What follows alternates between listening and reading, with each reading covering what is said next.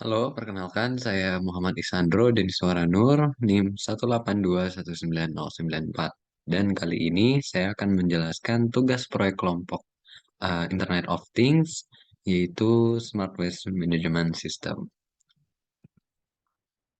Nah, sebagai pendahuluan, di sini latar belakangnya adalah seorang pekerja kebersihan perlu mengecek setiap tempat sampah yang tersedia di lingkungan kampus secara berkala dan sesuai waktu yang sudah dijadwalkan. Nah, permasalahan utamanya adalah pertama, biaya operasional yang dibutuhkan untuk melakukan pengelolaan sampah ini cukup tinggi, di mana karena perlunya mengecek setiap tempat sampah yang ada di kampus, maka membutuhkan biaya seperti ongkos untuk bensin, kendaraan pengangkut sampah yang bisa dibilang cukup memakan biaya yang tinggi. Lalu dari segi tenaga kerja, apabila setiap tempat sampah perlu dicek secara rutin, maka dan di area yang cukup luas seperti area kampus, maka membutuhkan tenaga kerja yang cukup banyak juga. Dan masalah yang terakhir adalah terkait efisiensi dari segi waktu. Dikarenakan perlunya mengecek setiap tempat sampah satu per satu, dan di mana di setiap tempat sampah itu belum tentu sudah terisi penuh atau sudah perlu diangkat atau dikosongkan, maka setiap pekerja dari kebersihan ini perlu mengecek satu persatu untuk memastikan apakah tempat sampah itu sudah bisa diangkat atau dikosongkan. Nah, maka dari segi efisiensi ini sangat kurang efisien dan makan waktu apabila tempatnya juga cukup luas dan terpencar-pencar di berbagai tempat. Dan apalagi di sini cakupannya adalah kampus yang bisa dibilang cukup luas. Nah, maka dari itu dibutuhkan suatu sistem yang dapat membantu para pekerja ini untuk melakukan pemantauan tingkat kapasitas tempat sampah beserta lokasi dari tempat sampah itu. Nah, apa saja sih yang diukur? Yang pertama antara lain adalah tingkat kepenuhannya atau kapasitas dan bau. Apakah sudah mencapai batas tertentu? Karena jika tempat sampah belum penuh, belum 100% penuh, namun sudah mengeluarkan bau yang tidak sedap, maka tetap perlu untuk dikosongkan atau diangkat. Lalu sistem juga dapat memberikan notifikasi dan informasi kepada petugas kebersihan. Nah, tujuan dari pekerjaan proyek kelompok ini, yang pertama yaitu mengidentifikasi pengelolaan sampah dan permasalahannya di lingkungan kampus, lalu mengidentifikasi solusi apa yang dapat mengatasi permasalahan tersebut, lalu mengembangkan solusi berbasis IoT yang dapat mengatasi permasalahan pengelolaan sampah di lingkungan kampus. Lalu cakupannya yaitu lingkup dari perancangan ini berupa rekayasa sistem dan teknologi informasi terhadap Smart Waste Management System. Lalu implementasinya difokuskan ke kawasan kampus dan hasil perancangannya ini berupa prototipe yang menggambarkan sistemnya, Smart Waste Management System. Lalu perancangan hanya akan menunjukkan tingkat kepenuhan dari tempat sampah dan sampah yang digunakan untuk implementasi ini berjenis sampah kering dan organik. Oke, selanjutnya di sini ada beberapa kebutuhan sistem secara fungsional dan non-fungsionalnya, di mana dari segi fungsional yaitu sampah dapat mengidentifikasi tingkat kepenuhan tempat sampah atau kapasitas dari tempat sampahnya. Sistem juga dapat mengidentifikasi bau yang dihasilkan dari tempat sampah. Dan selain itu, sistem dapat menampilkan layanan dan notifikasi pada website. Kemudian sistem juga dapat mengirimkan notifikasi kepada petugas apabila sampah sudah mencapai tingkat kepenuhan tertentu sesuai kapasitasnya. Lalu sistem dapat mengosongkan tempat sampah saat tempat sampah sudah mencapai tingkat tersebut. Nah, secara non-fungsional, eh, pertama sistem dapat beroperasi selama 24 jam. Artinya di sini secara fungsinya dan secara dari segi websitenya nanti ini dapat berjalan selama 24 jam. Lalu kedua, sistem dapat mengirimkan notifikasi kepada pengguna dalam waktu kurang dari 1 menit. Yang artinya di sini bisa mengirimkan notif secara real time ya, dengan mengirimkan juga tingkat kepenuhan eh, jika sudah mencapai tingkat kepenuhan tertentu. Misalnya sudah penuh, maka bisa dikirimkan notifikasi. Lalu sistem juga dapat mengosongkan tempat sampah. Jadi saat sudah penuh dan perlu dikosongkan, tempat sampah dapat mengosongkan isi tempat sampahnya jika sudah mencapai tingkat kepenuhan. Lalu sistem dapat dilakukan pengujian sebelum peluncuran, sistem dapat dilakukan maintenance, dan sistem memastikan data tempat sampah tidak dihapus. Jadi perlu database yang sangat aman tentunya dan bisa memenuhi kebutuhan ini. Maka dari itu di sini ada beberapa komponen teknologi yang kami pilih di sini.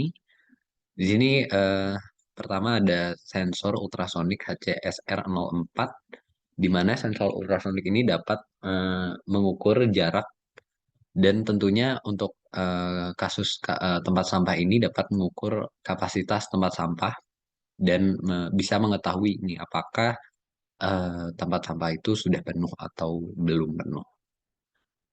Lalu sensor gas MQ2 ini merupakan sensor gas untuk mendeteksi gas CH4 yang biasanya gas CH4 ini atau metana biasanya dihasilkan dari sampah-sampah organik yang ada di tempat sampah.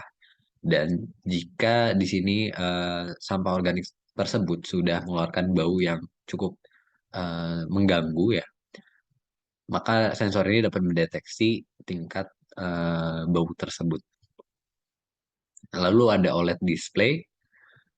Nah, OLED display ini digunakan untuk em, menampilkan eh, menampilkan hasil pembacaan sensor pada layar display tempat sampah.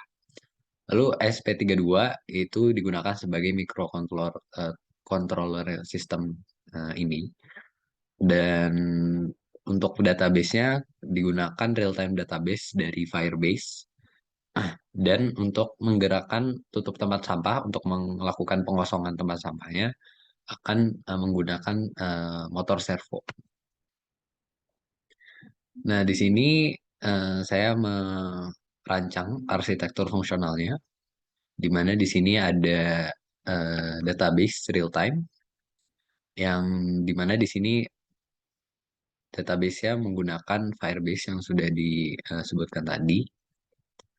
Dan untuk eh, perangkatnya sendiri, prototipenya sendiri, itu tempat sampahnya. Dapat dilihat di sini ada microcontroller SP32.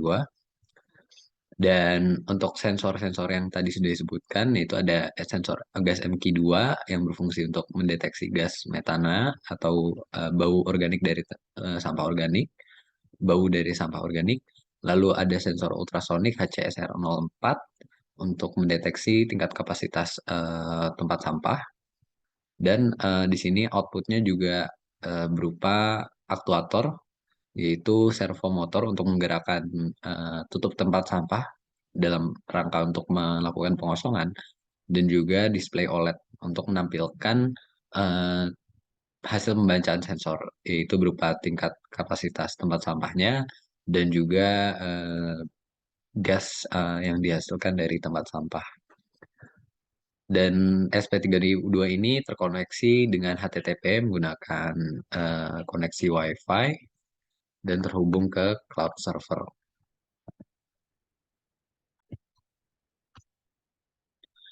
Di sini HTTP digunakan untuk mengirimkan data-data yang sudah didapatkan dari sensor ke cloud server dan menyimpannya ke real-time database pada Firebase. Dan selain itu, data-data tersebut dapat ditampilkan pada website dan menampilkan lokasi dan grafik dari hasil pembacaan data sensor tersebut.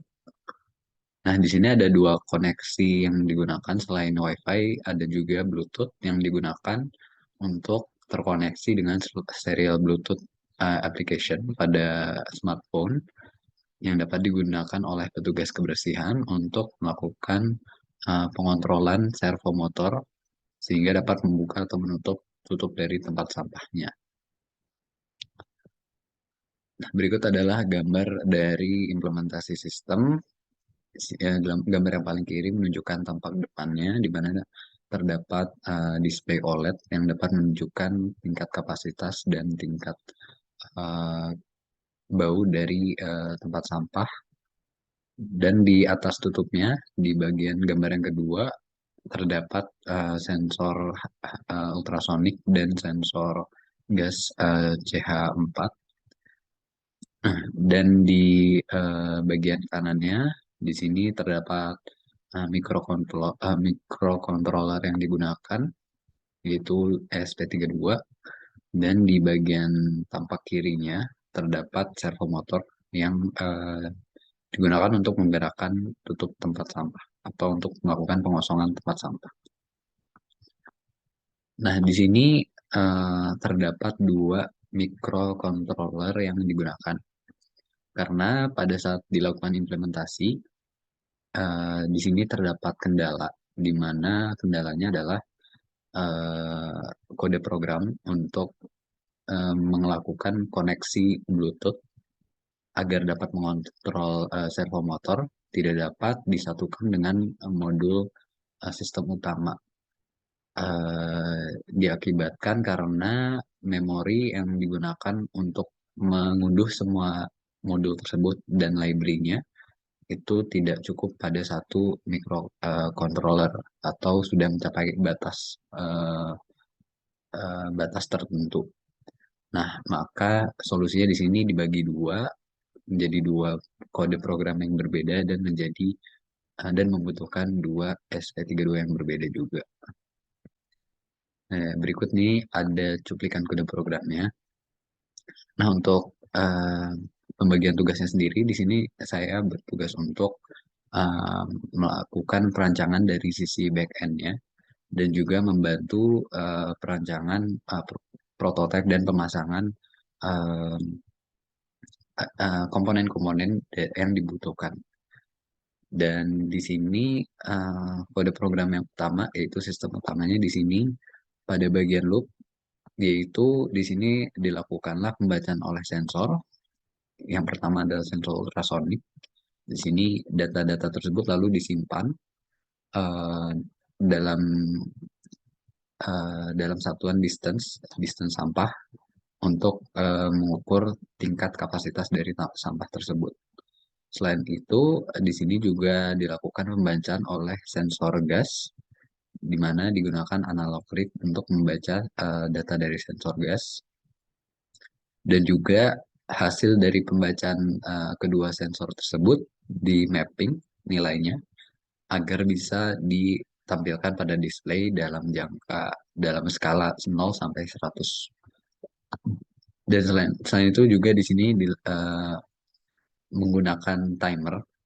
Timer di sini digunakan untuk melakukan pengiriman data-data dari sensor ke server Firebase dalam waktu-waktu tertentu. Jadi di sini sudah dilakukan uh, setting di mana dilakukan pengiriman ke Firebase selama 15.000 milisecond setiap 15.000 milisecond.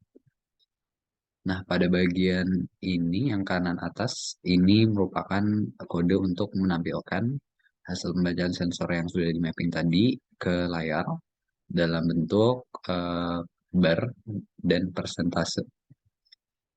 Dan pada Firebase Logic di sini setelah pada setiap 15.000 milisecond dilakukanlah pengiriman data dari sensor yang sudah dilakukan ke Firebase, dan jika sukses maka di sini dapat menampilkan bahwa Firebase sukses sukses distance jika distance atau kapasitas tempat sampah dapat dikirimkan, dan juga di sini ada sukses gas jika data dari gas berhasil dikirimkan ke Firebase. Nah, di sini cuplikan kode program yang kedua yaitu untuk SP32 yang kedua untuk melakukan pengontrolan servo, yaitu menggunakan modul Bluetooth di sini. Dan pada bagian setupnya di sini melakukan inisialisasi terhadap servo dan Bluetooth. Di sini Bluetooth dari SP32 dinamakan Trashbeam SP32, dan pada bagian looping dilakukan standby oleh setelah diinisialisasi Bluetooth setelah diinisialisasi Bluetooth akan standby untuk menunggu adanya koneksi yang masuk, dan jika sudah ada koneksi yang masuk ke Bluetooth dari SP32 di mana di sini menggunakan smartphone, maka SP32 siap untuk menerima data yang dikirimkan dari eh, koneksi Bluetooth tersebut, di mana di sini koneksi yang digunakan melalui smartphone dan melalui aplikasi serial Bluetooth pada smartphone. Dan setelah dikirimkan datanya, data yang dikirimkan itu berupa karakter, dan dari karakter tersebut diubah menjadi integer, menjadi sebuah angka yang di mana angka tersebut mengindikasi angle atau sudut dari servo yang akan menggerakkan servo tersebut sesuai sudut yang dimasukkan. Di sini jika sudutnya 0, maka servo akan bergerak ke posisi normalnya atau posisi awal. Jika bergerak ke 90 atau 90 derajat, maka akan bergerak ke posisi 90 derajat. Dan untuk 0 sendiri mengindikasi bahwa tempat sampah itu tertutup, dan kalau sudutnya 90 maka mengindikasi tempat sampah tersebut terbuka atau sedang dibuka. Nah, berikutnya adalah pengujian dari sistem. Jadi sebelum dilakukan perakitan dari komponennya ke prototipe yang sudah disiapkan oleh rekan saya Dimas, di sini saya menguji dulu setiap komponennya. Setelah kode siap dijalankan, pada video yang pertama di sini saya melakukan pengujian terhadap display dan juga terhadap uh, Firebase di database. Dan di sini dapat dilihat bahwa datanya sudah dapat dikirimkan ke Firebase, dan juga di sini menguji sensor ultrasonik apakah sudah dapat mengukur distance atau kapasitas dari tempat sampah. Di sini digunakan gelas sebagai contoh dulu, dan di sini layarnya juga sudah dapat menampilkan kapasitasnya dengan angka dalam bentuk persentase. Nah, pada video kedua di sini saya menguji kode program yang kedua, yaitu untuk uh, melakukan pengontrolan servo melalui Bluetooth, koneksi Bluetooth. Dan di sini sedang diuji apakah koneksinya berhasil, dan uh, setelah berhasil, di sini ada tulisan connected dari aplikasi serialnya. Nah, setelah itu baru dari smartphone tersebut dapat dikontrol servonya untuk dibuka atau ditutup.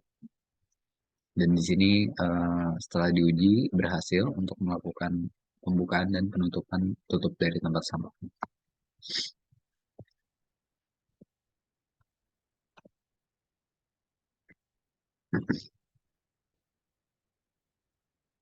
Nah, selanjutnya Setelah diuji masing-masing komponennya, pengujian selanjutnya adalah melakukan pengujian terhadap prototipe yang sudah dirangkai. Di sini saya bersama Dimas juga melakukan perangkaian setiap komponennya ke prototipe yang sudah didesain oleh Dimas. Di sini setelah dirangkai dan dipasang setiap komponennya,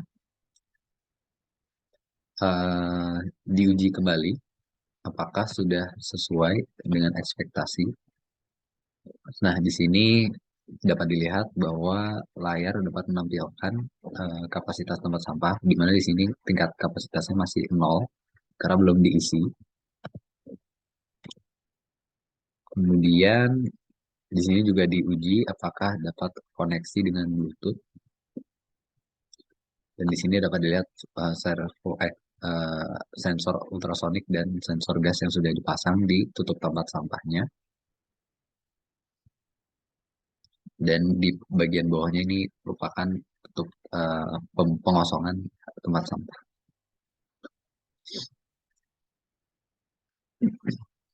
Nah, di sini dicoba untuk dibuka dan ditutup eh, tempat pengosongan tempat sampahnya, dan setelah jika dipencet close maka dia akan menutup, jika dipencet open maka dia akan terbuka. Ini bisa dilihat dari atas juga apakah sudah berhasil untuk membuka dan menutupnya. Dan dapat dilihat di sini sudah berhasil untuk membuka servo, dan servo juga sudah dapat dikontrol menggunakan Bluetooth.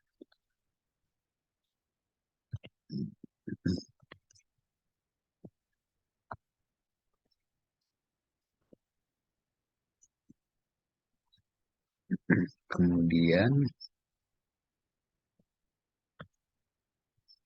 selanjutnya video kedua. Di sini setelah dilakukan pengujian dari masing-masing komponen, setelah dirakit atau dirangkai, di sini diisi, tempat sampahnya diisi dengan sampah. Di sini menggunakan contohnya sampah kering, yaitu kertas, dan dapat dilihat bahwa kapasitasnya bertambah dari 0 menjadi 100%. Dan di sini eh, nampak eh, website yang dimana UI-nya yang dirancang oleh Cynthia.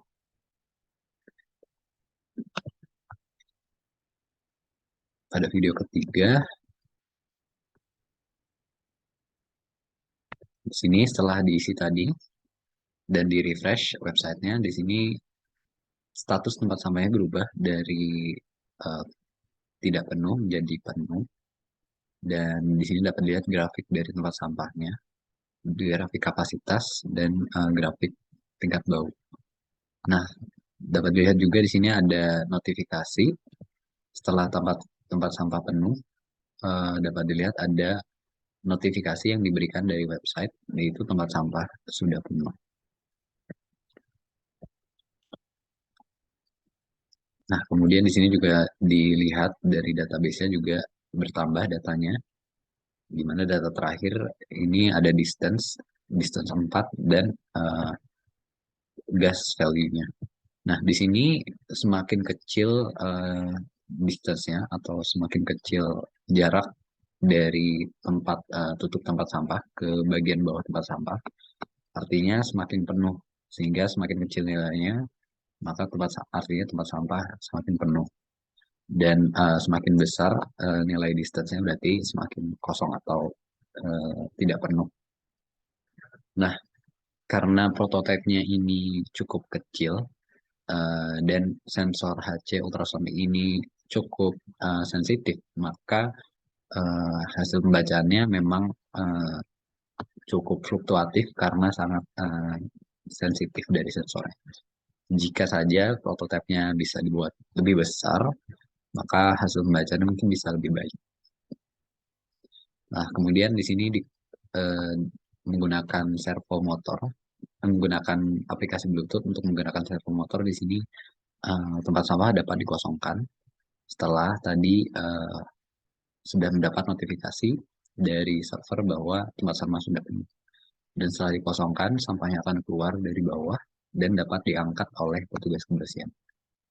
Dan dia dari displaynya di sini sudah kembali ke 0% atau kosong karena sudah dikosongkan. Dan dapat juga dicek lagi pada database-nya sudah terupdate dan uh, sudah kosong kembali, dan di sini pada websitenya juga dilihat statusnya sudah menjadi tidak penuh kembali.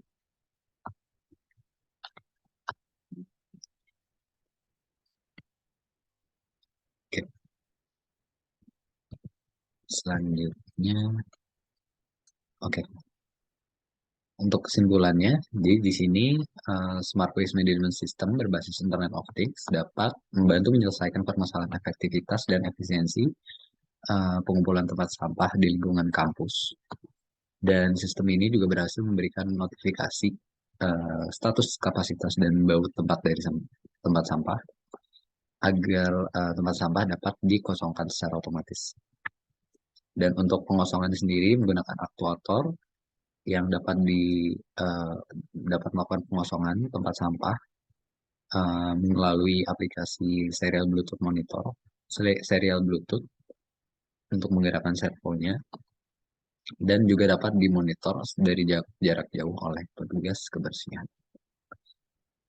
Untuk sarannya, pertama, pengikatan plastik tempat sampah otomatis, di mana setelah tempat sampah dikosongkan, tempat sampah-sampah tersebut dapat masuk ke sebuah plastik yang dapat diikat secara otomatis agar tidak menyebarkan baunya.